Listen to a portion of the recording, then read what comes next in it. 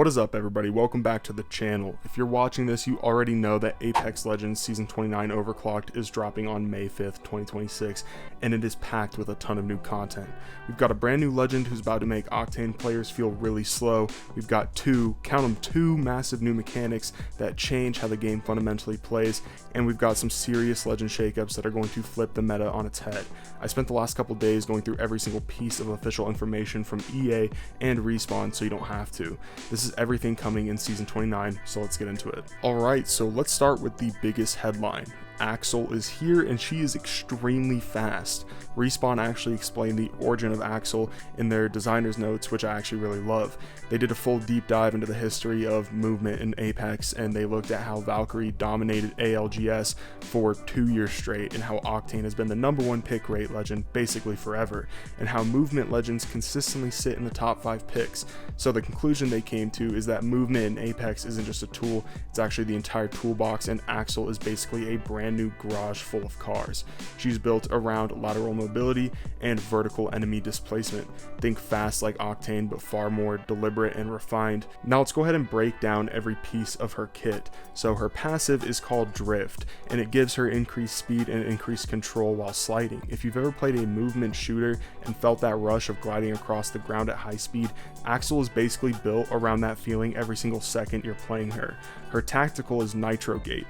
This is where it gets really interesting. Axel deploys a speed gate, and when anyone steps through it, they get launched into a massively boosted slide with increased velocity and lateral control. That effect lasts for up to 5 seconds as long as you don't slow down by hitting another obstacle. Here's the key detail though that's going to matter in game. The gate is team agnostic. That means enemies who step through it get the same speed boost that your squad does. So positioning and awareness are going to be very huge. This isn't a set it and forget it ability. You'll need to think carefully about where you're dropping it. Also, this is worth noting, if you manually stop the slide, the effect ends, but skilled players can maintain it through quick B hops. So we're going to see some insane clips coming out of this operator or legend, definitely. Moving on to Axel's ultimate, called Kickstart. Axel fires a drone that hugs the ground, travels in a straight line, and scans for enemies in a wide field of view. Once it locks onto a target, it seeks them and chases them down, and if they can't outrun it or shoot it down in time, it detonates, knocking all enemies in range up into the air, dealing explosive damage, briefly stunning them, and then revealing them while airborne.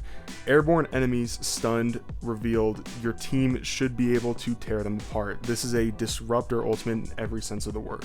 Moving on to upgrades, at level 2, Axel can choose between Super Slider, which is gaining a second tactical charge, which means 2 Nitro Gates, or Automata, which gains a second ultimate charge, 2 drones, which is very troublesome. And then at level 3, the choices get even wilder. So we have Jump Gate. Her Nitro Gate now gives players a double jump while the effect is active, similar to how Octane's triple jump upgrade works, but from the gate itself. And then we have Sliding Shooter. Bullets fired while sliding come straight from your inventory instead of your magazine, essentially letting you fire longer before needing to reload. Bullets pulled from your inventory are capped at half your mag's max size, but that's still huge during extended gunfights. Axel is going to be a menace in the right hands. She demands coordination, but she does reward teams that can keep up with her pace. Okay, so this next one is a core mechanic, and it is going to affect every single squad in every single match. Say hello to Deathbox respawns. Starting in Season 29, you can respawn a fallen teammate directly from their Deathbox. No more searching for a respawn beacon if you've cleared an area. Just hold the interact button on their box. Now, Respawn put a lot of thought into making sure this doesn't feel broken, so let's talk about what the risks actually are. So first of all, the process is super slow, noisy, and visible to enemies. We're talking a minimum of 7 seconds, and nearby players will get warnings just like they do when you use a regular respawn beacon. So you better make sure that the area is completely locked down before you start. Second, there's the lockout time. If your teammate dies multiple times, there's an increasing penalty timer that temporarily prevents Deathbox respawning from working. Surviving for longer periods of time resets that timer, so this isn't a get out of jail free card for squads that keep throwing. The design philosophy here is actually really cool. Respawn specifically described this as a reward for teams that earn area control. You fought off 2 or 3 squads, you've established dominance in a zone, and now you get your teammate back faster as a direct result of your skill. That's a great gameplay loop loop in my opinion, and it creates urgency for third parties as well. If you see a team trying to do a Deathbox respawn, maybe you have 7 seconds to push them before that teammate is back. That's very high stakes, exciting gameplay, once again in my opinion. Next up here is a pretty decent quality of life change in my opinion that is honestly long overdue. This is chain healing. So starting in Overclocked, you can queue your next healing item while you're still finishing your current one. No more spam clicking the heal button to chain 4 shield cells in a row. You just queue it and let it flow. There are 3 settings you can choose from in the options to tailor this to your desire. So off completely disables chain healing, same behavior as before season 29. Single is going to be the default. This lets you queue 1 additional heal action. You manually queue after each one, but you can switch to a different heal type if you want, say finish a cell and then queue a battery or something.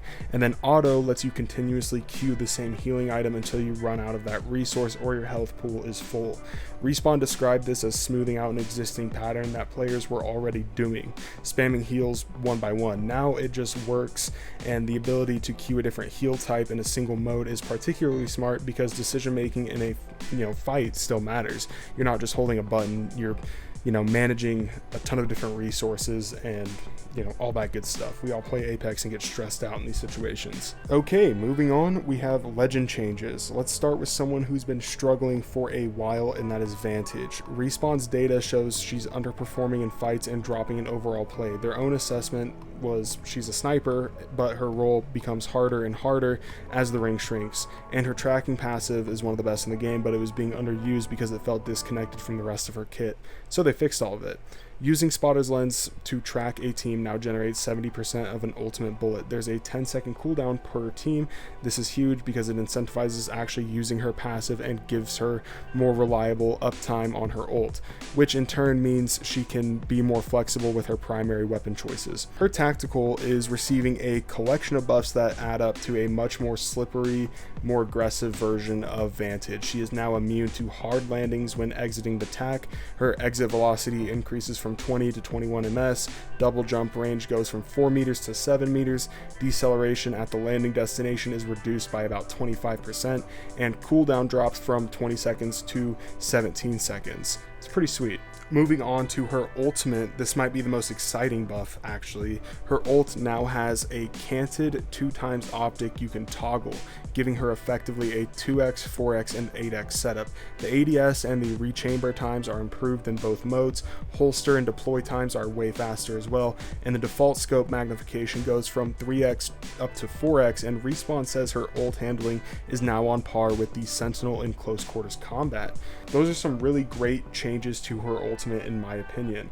Her upgrades are also getting overhauled just a bit. The tactical cooldown upgrade is getting replaced by her tracker. Pinging an enemy now tracks their entire team, and that's a major recon upgrade, and it's going to be very devastating in the right hands.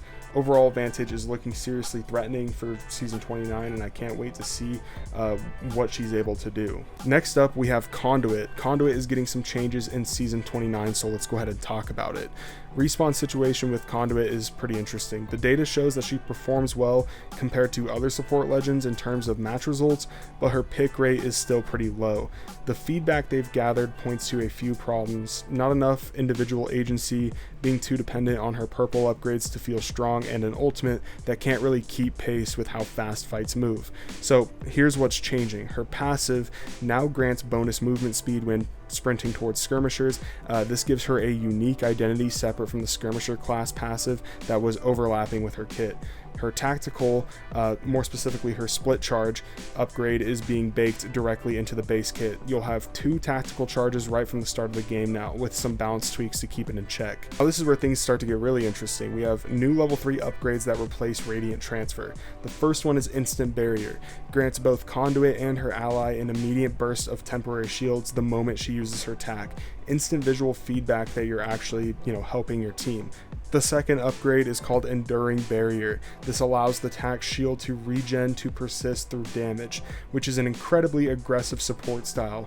You can keep pushing even while you're taking fire. Respawn says they know the community wants more changes to her ultimate as well, and they're continuing to work on that. It's just not ready for this season apparently.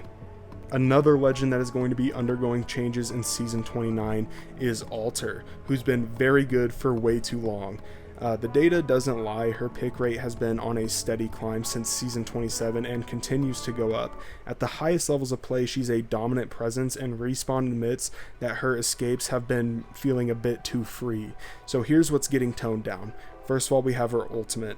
Decreased range, increased recall time, and decreased delay before the follow portal opens. That means Alter and her team will need to be way more deliberate about where they return to the Nexus, and enemy squads will have more windows to punish sloppy repositioning. Her Void Passage tactical is also undergoing some changes. Basically, the cooldown is increasing. She can still double tack and play those mind games, but she'll need to be more intentional about saving those charges. Her Void Breacher upgrade is also undergoing some pretty big changes. It's her most popular level 3 upgrade. It's the one that powers her late game mobility and dominance. It's also getting nerfed. Respawn's framing is that none of these nerfs are huge individually, but they stack up to meaningfully rein in her performance without changing what makes Alter fun to play.